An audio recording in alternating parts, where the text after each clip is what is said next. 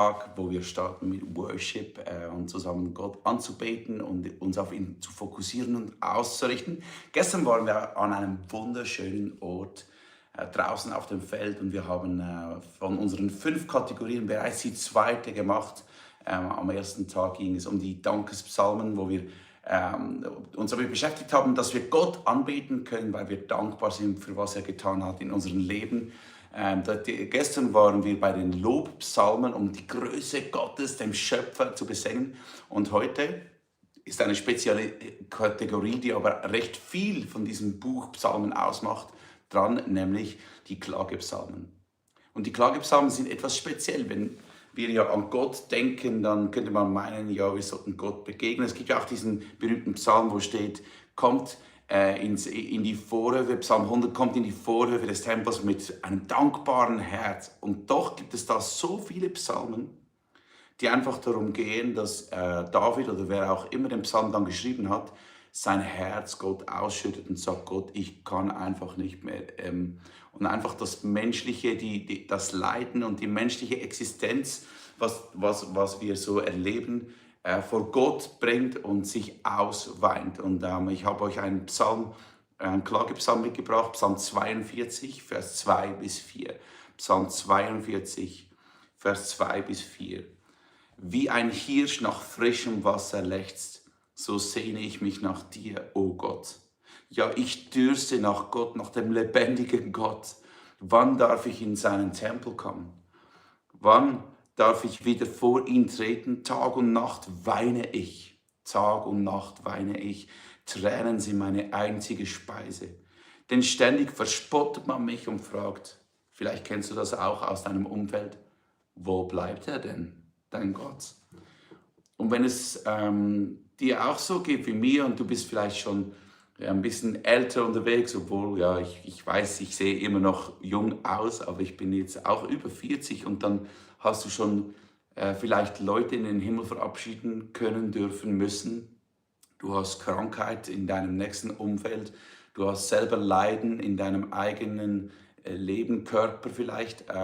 Und du bist mit dieser Endlichkeit konfrontiert und diesen Struggles, die uns auferlegt sind in dieser Welt. Und ich bin so froh, dass die Psalmen uns nicht nur anleiten, wie wir Gott anbeten können in seiner Größe, sondern wie wir Gott auch anbeten können mit unserer limitierten Sicht des Lebens. Wir dürfen vor ihn kommen und sagen, Gott, ich kann nicht mehr.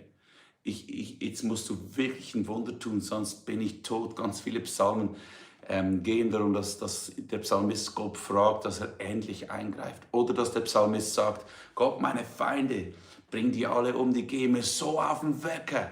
Verstehst du? Da wird wirklich die menschlichen Gefühle ausgelotet. Und es gibt ein interessantes Detail in den Psalmen, nicht in jeder Übersetzung kommt das gleich durch, aber die Psalmenschreiber haben manchmal so Angaben benutzt. Man weiß nicht so recht für was. Es könnte sein, dass es für die Musik gewesen ist, wie ein Notenschreiben, aber es gibt so dieses Wort Selah oder auch so Interlude, eine kurze Pause. So jetzt, genau. Eine Pause, um nachzudenken oder eine Pause, um in der Musik was zu ändern.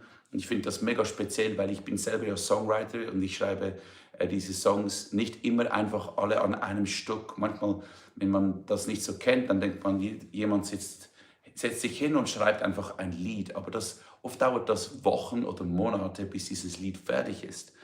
Und es gibt auch in der Bibel immer wieder diese Zeichen, diese Pausenzeichen. Und ich stelle mir das folgendermaßen vor. Zum Beispiel Psalm 4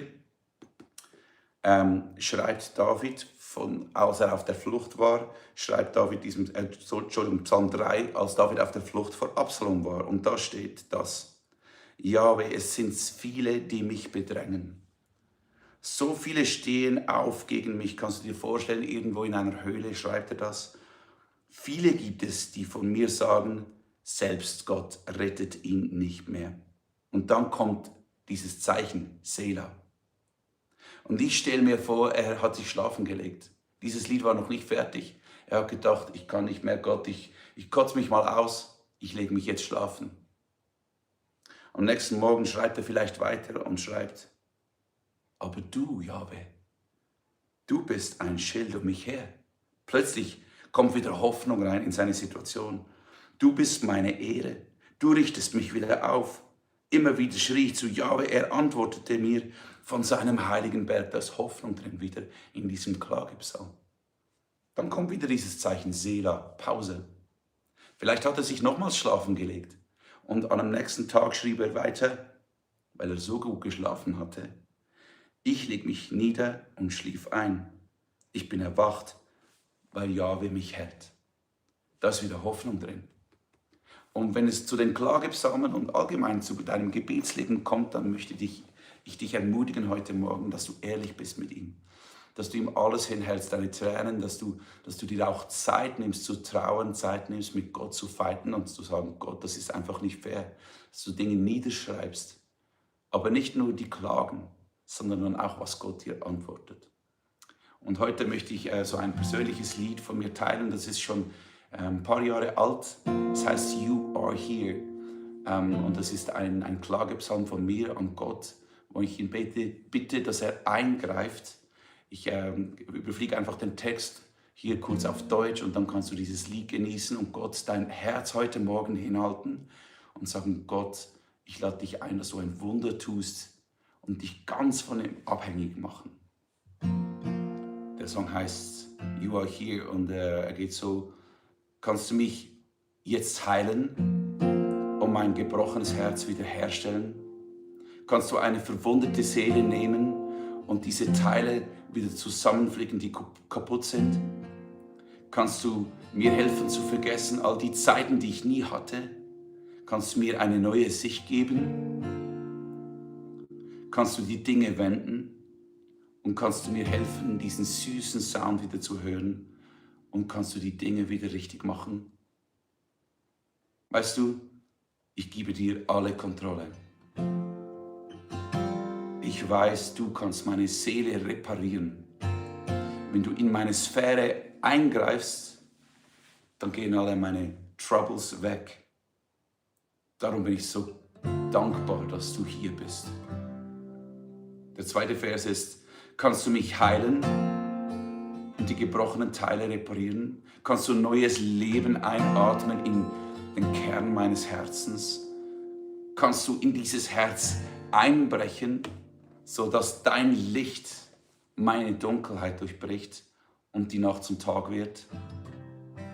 Kannst du mich vom Boden hochheben und kannst du mir zeigen, was ich gefunden habe und kannst du machen, dass es bleibt? Weißt du, ich gebe dir alle Kontrolle.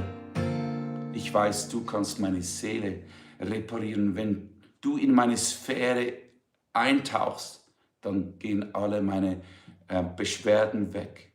Darum bin ich so froh, dass du hier bist.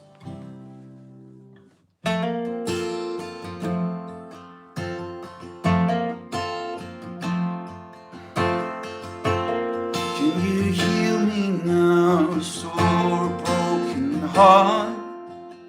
Take a wounded soul and mend what's split apart. Can you make me forget all the times I never had? Give me your side.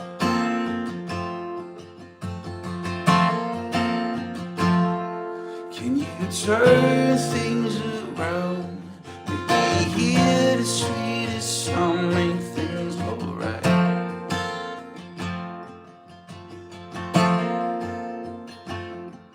You know I give you all control. I know you can fix my soul.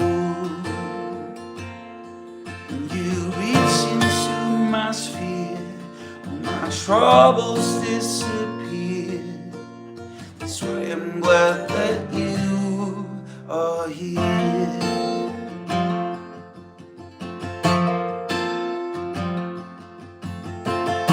Can you heal me now, repair the damaged parts? Breathe your life into the core of my dead heart. Can you break into this heart so that your light may pierce my dark night becomes day?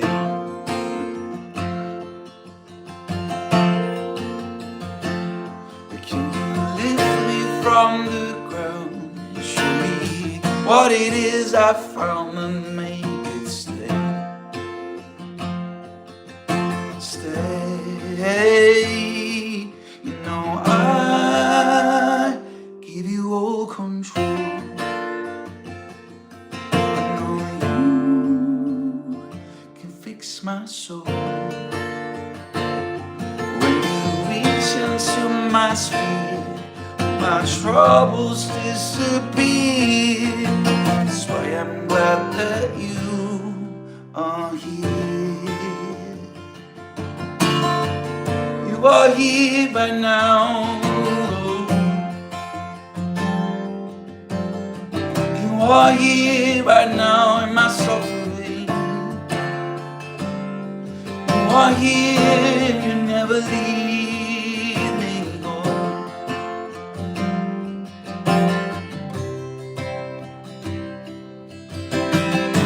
Spirit, lead me where my trust is without borders. Let me walk upon the waters wherever you will call me. Take me deeper than my feet could ever wander. My faith will be made stronger in the presence of my Savior. Spirit, lead me where my trust is without borders. Let me walk upon the waters wherever you will call me. Take me deeper than my feet could ever wander. My faith will be made stronger in the presence of my Savior. You know I give you all control. I know you can fix my soul. You reach into my spirit, all my troubles disappear. That's why I'm glad that you are here. You are here in this place. Er ist jetzt da. Wir sind in deinem Leiden drin, in deinen Fragen. Du kannst tief durchatmen in dieser Gegenwart von Gott. Gib ihm die Kontrolle, es ehrt ihn. Auch Klagepsalmen sind Psalmen, weil du hältst Gott dein Herz hin. Und das ehrt ihn, weil er will dein Herz. Er möchte dir helfen, dich heilen. Es gibt einen Psalm, der heißt, Gott hilft denen gerne, die wissen, dass sie ihn brauchen. Und darum, mach nicht auf tough, sag nicht einfach nur, Gott, ich glaube, ich weiß, du tust. Bring auch deine Schmerzen, dein Unverständnis vor Gott, das ehrt ihn, es ist nicht Unglaube. Gott deinen Schmerz hinzuhalten. Und einen letzten Gedanken möchte ich dir mitgeben aus 2. Korinther 1,5. Weil da sagt Paulus was ganz Wichtiges. Denn wie die Leiden Christi sich überaus reichlich über uns ergießen, das ist ja wie so eine Dusche manchmal. Da kommt alles Schlechte und alle die Mühsal, so wie eine Dusche, wie Regen, macht sich so richtig plitschnass. Und wie sich die Leiden überaus reichlich über uns ergießen, so ergießt sich auch durch Christus auch unser Trost überaus reichlich. Hast du gewusst, dass du eine Hoffnung in Jesus hast, dass auch wenn du leidest auf dieser Welt, dass sich gleichzeitig der Trost von Christus über dich ergießt? Das ist ein Versprechen und das kannst du ihn auch daran erinnern und sagen, Gott, ich brauche deinen Trost. Und diesen Trost, den spreche ich dir heute zu und freue mich, dich morgen wieder zu begrüßen, wenn es wieder um etwas leichtere Kost geht mit den Weisheitspsalmen. Und ich segne dich einfach für diesen Tag, dass du Gott dein Herz ausschütten kannst und Frieden und neue Hoffnung findest in Jesus. Bye bye.